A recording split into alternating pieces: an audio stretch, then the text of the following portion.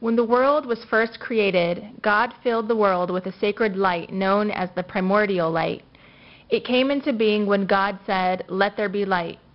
It was not the light of the sun, for that did not come into being until the fourth day when God created the sun and the moon and the stars. It was a miraculous light by which it was possible for Adam to see from one end of the world to the other. And what was the source of that light? Some say that God wrapped himself in a talit of light, while others say it was cast from the robe of the Shekhinah. When Adam and Eve ate from the forbidden fruit, the first thing they lost was that precious light. Without it, the world seemed dark to them, for the sun shone like a candle in comparison. But God preserved one small part of the precious light inside a glowing stone, and the angel Raziel delivered this stone to Adam after they had been expelled from the Garden of Eden. It was a token of the world they had left behind. This jewel, known as the Zohar, sometimes glowed and sometimes hid its light. Before his death, Adam gave the Zohar to his son Seth. By peering into that jewel, Seth became a great prophet. In this way, it was passed down until it reached Enoch. Enoch peered deeply into the jewel and saw that the flame burning in it formed itself into Hebrew letters. And by reading those letters, he was able to read the celestial Torah, which was imprinted in the flame of the glowing jewel. Enoch grew in his wisdom until he was taken into paradise in a chariot and transformed into the angel Metatron, the heavenly scribe and prince of the treasuries of heaven. Before departing from this world, Enoch gave the Zohar to his son Methuselah. Methuselah slept in its glowing light, and that is why he lived longer than anyone else. And Methuselah passed on the jewel to his son Lamech, who gave it to his son Noah, who brought it with him in the ark. Indeed, the Lord instructed Noah to do so when he said, "Put the Zohar in the ark," Genesis chapter 6, verse 16. Noah hung it on the deck, and for 40 days and nights it illuminated the ark. When the ark landed on Mount Ararat, the first thing Noah did was to plant grapes, and when they grew ripe, he made wine and became drunk. And at that moment the Zohar fell from where it hung on the ark, rolled into the water, and sank to the bottom of the sea. There it was carried by the currents until it came to rest in an underwater cave. Years later, after the waters had subsided, the child Abraham was born in that cave. His mother had gone there to give birth to escape King Nimrod's decree that all newborn boys should be put to death. For Nimrod had seen a sign that a child born at that time would overthrow him. After giving birth, Abraham's mother began to fear that the presence of the infant would bring the rest of the family into danger. And with a broken heart, she abandoned the infant in the cave and returned home alone. Then the angel Gabriel descended into the cave and fed the infant with his thumb, through which milk and honey flowed.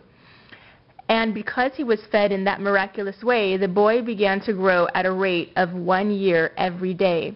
And on the third day, while exploring the cave, he found a stone glowing in one of the crevices of the cave. Then the angel, who knew how precious it was, put it on a chain and hung it around Abraham's neck.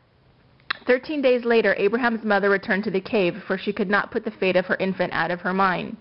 She expected to find the infant was no longer living, but instead she found a grown boy who said he was her child. She refused to believe it at first, but when he showed her the glowing stone and the sacred light it cast, she came to believe that a miracle had taken place. Abraham wore that glowing jewel all the days of his life, and it was said that whoever was ill and looked into that stone was soon healed. So too did she use it as an astrolabe to study the stars. Before his death, Abraham gave the Zohar to his son Isaac, and Isaac gave it to Jacob at the time that he gave him the stolen blessing. For Isaac had intended to give the glowing stone to Esau, but Rebekah, who was a seer, knew well that it was destined to belong to Jacob.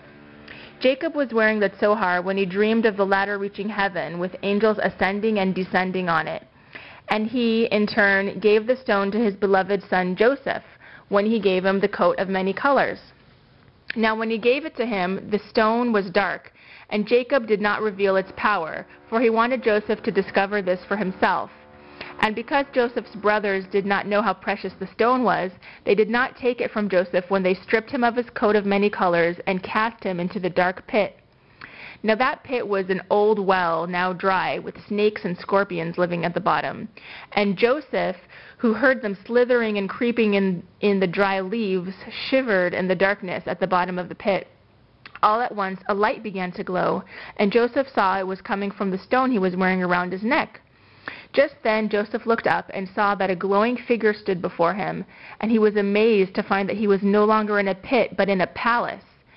That incandescent palace surrounded him in all its glory. Joseph felt as if he were in a trance. He said, "Who are you, and what is this place?" And the glowing figure replied, "I am the angel Gabriel, and this is my palace. For as long as you are left in the pit, you will remain in this palace." Then Gabriel reached out and took Joseph's glowing amulet in his hand, and with his other hand he drew forth a cloth woven out of the amulet's light. And he wrapped Joseph in that garment so that he was no longer naked. Then the angel pointed to the window, and then Joseph looked out of it. He saw the history of the future generations revealed. For 3 days and nights Joseph remained in Gabriel's palace, drinking in the glory of the Torah and the future history of the children of Israel. At the end of the 3rd day, the amulet suddenly grew dark, and Joseph found himself once more at the bottom of the well, and heard Midianite traders calling out to him from the top of it. When they checked to see if the well contained water, they discovered Joseph there. They lowered a bucket for Joseph and pulled him up to the top. So it was that the Midianites sold Joseph into slavery and to the destiny that fate held for him, which was to become the prince of Egypt. Joseph placed the glowing stone of the Zohar inside his silver cup and discovered that by peering into it, he could read the future and interpret dreams. This is how he interpreted the dreams of the butler and the baker, and the later dreams of Pharaoh that prophesied the 7 years of famine. It was that same cup that Joseph hid in the sandal bags of Benjamin, about which his servant said, "Is this not the cup from which our master drinketh, and with which he divineth?" That cup, with the precious jewel in it, was placed inside Joseph's coffin at the time of his death, and it remained there until Moses recovered Joseph's coffin with the help of Serach bat Asher. Soon after that, Moses was told in a dream to take out the glowing stone and hang it in the tabernacle. This he did, and that is the origin of the Ner Tamid, the eternal light, and that is why, even to this day, an eternal light burns above every ark. This story comes from Gabriel's Palace, Jewish Mystical Tales, selected and retold by Howard Schwartz.